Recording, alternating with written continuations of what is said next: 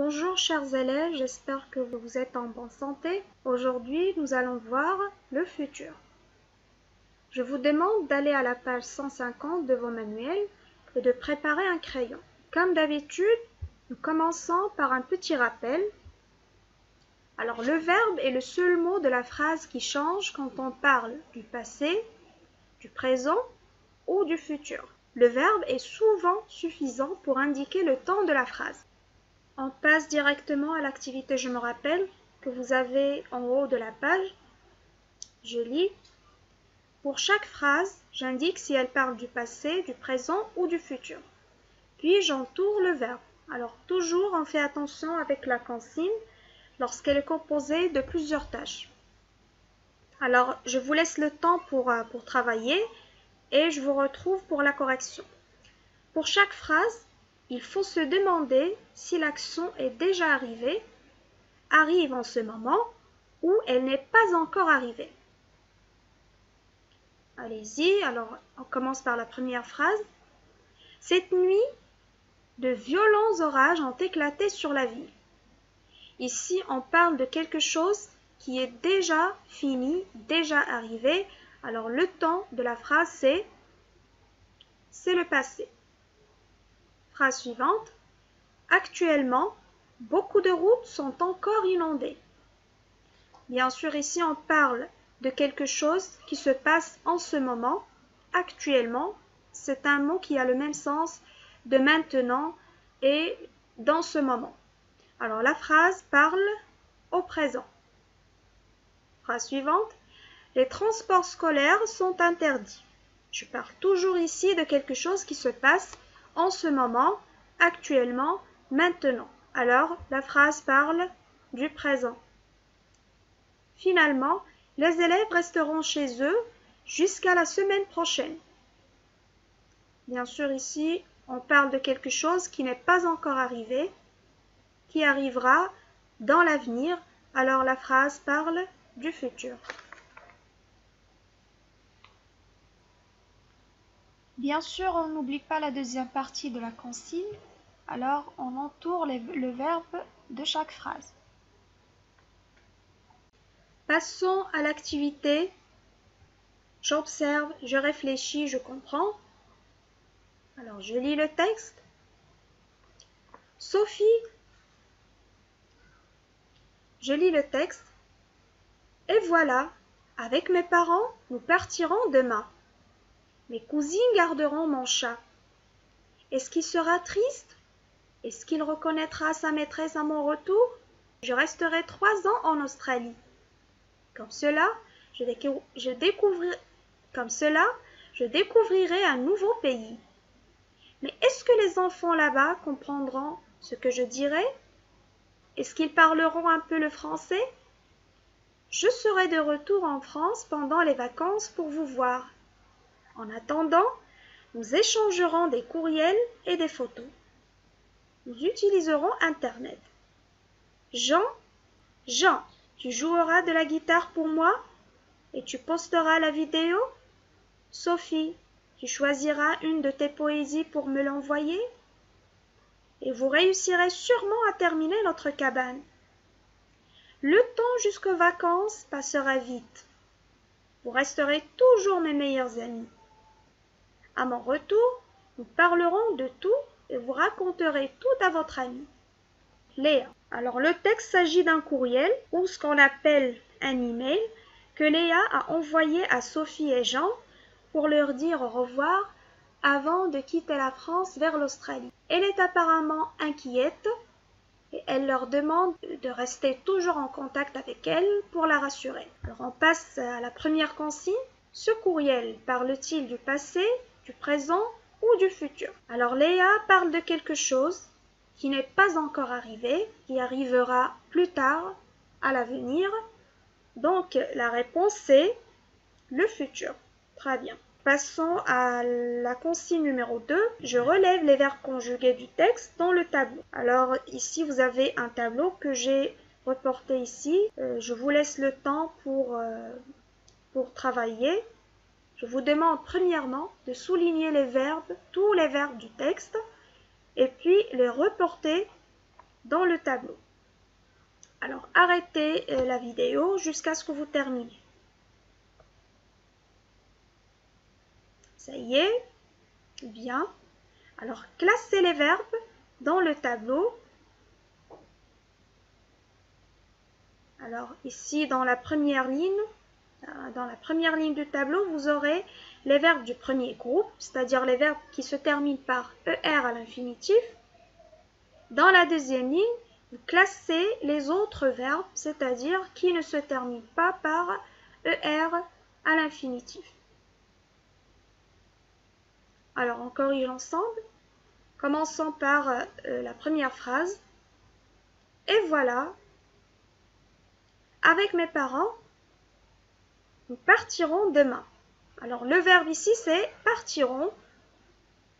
C'est un verbe de quel groupe? Bien, nous le connaissons déjà, c'est un verbe du troisième groupe. Il se termine par IR à l'infinitif.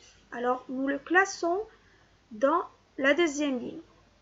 Mes cousines garderont mon chat. Le verbe c'est garderont, c'est le verbe garder qui se termine par ER à la fin. Donc c'est dans la première ligne. Alors continuons ainsi. Est-ce qu'il sera triste? Alors sera, c'est le verbe être. Vous le classez dans la deuxième ligne. Est-ce qu'il reconnaîtra sa maîtresse à mon retour? Vous avez reconnaîtra, c'est le verbe reconnaître. On le classe dans la deuxième ligne. Je resterai 3 ans en Australie. Alors le verbe c'est resterai, c'est le verbe rester, un verbe du premier groupe. Classons-le dans la première ligne. Comme cela, je découvrirai un nouveau pays. Vous avez le verbe découvrirai, son infinitif c'est découvrir. Alors on le classe dans la deuxième ligne. Mais est-ce que les enfants là-bas comprendront ce que je dirai? Alors comprendront, c'est le verbe comprendre. On le classe dans la deuxième ligne. Est-ce qu'ils parleront un peu le français? Parleront, c'est le verbe parler. On doit le classer dans la première ligne. Je serai de retour en France pendant les vacances pour vous voir. Je serai, on en a déjà parlé, alors on le classe dans la deuxième ligne. En attendant, nous échangerons des courriels et des photos. Échangeront, c'est le verbe échanger, on le classe dans la première ligne. Nous utiliserons Internet. Alors c'est le verbe utiliser, un verbe du premier groupe, on le classe dans la première ligne. Jean, tu joueras de la guitare pour moi? Alors, tu joueras, c'est le verbe jouer, on le classe dans la première ligne. Tu posteras la vidéo? C'est le verbe poster, on le classe dans la première ligne. Sophie, tu choisiras une de tes poésies pour me l'envoyer? Choisira, c'est le verbe choisir, on doit le classer dans la deuxième ligne. Et vous réussirez sûrement à terminer notre cabane. Vous avez réussirez, c'est le verbe réussir, alors classons-le dans la deuxième ligne. Le temps jusqu'aux vacances passera vite. Alors passera, c'est le verbe passer, mettez-le dans la première ligne. Vous resterez toujours mes meilleurs amis.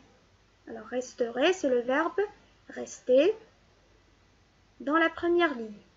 À mon retour, nous parlerons de tout et vous raconterez tout à votre ami.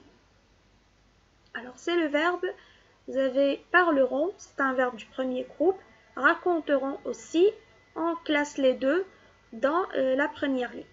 Bien, alors vous aurez un tableau avec des verbes classés comme suit. Passons directement à l'activité numéro 3. Observe le tableau. Comment les verbes se terminent-ils au futur? C'est-à-dire, quelles sont les terminaisons du futur?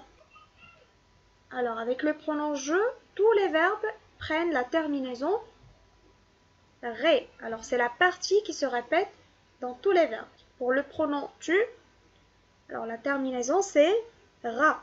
R-A-S, c'est la partie qui se répète dans les 3 verbes. Et ainsi de suite, pour tous les pronoms, vous avez il, elle, R-A, nous, R-O-N-S, vous, R-E-Z, et il, elle, troisième personne du pluriel, la terminaison commandée, c'est R-O-N-T. Alors, sur le tableau, essayez de tracer la bulle. Question suivante. Quelle est la marque du futur? Alors, dans les verbes et avec toutes les personnes de conjugaison, la partie qui se répète, c'est-à-dire la partie qu'on entend et qu'on voit dans tous les verbes et à toutes les personnes, c'est la lettre R. Très bien. Alors, ça fait le son RE, c'est le son qui caractérise le futur. Dernière question, quelle est la marque de la personne de conjugaison?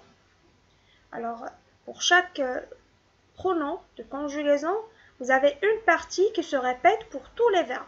Pour le pronom je, vous avez AI, tu, AS, il et elle singulier, A, nous, ONS, vous, EZ, il et elle pluriel, ONT. Alors vous avez la terminaison du futur R plus la terminaison de la personne qui donne bien sûr la terminaison du futur. Alors à la fin de la page, vous avez la règle de la leçon.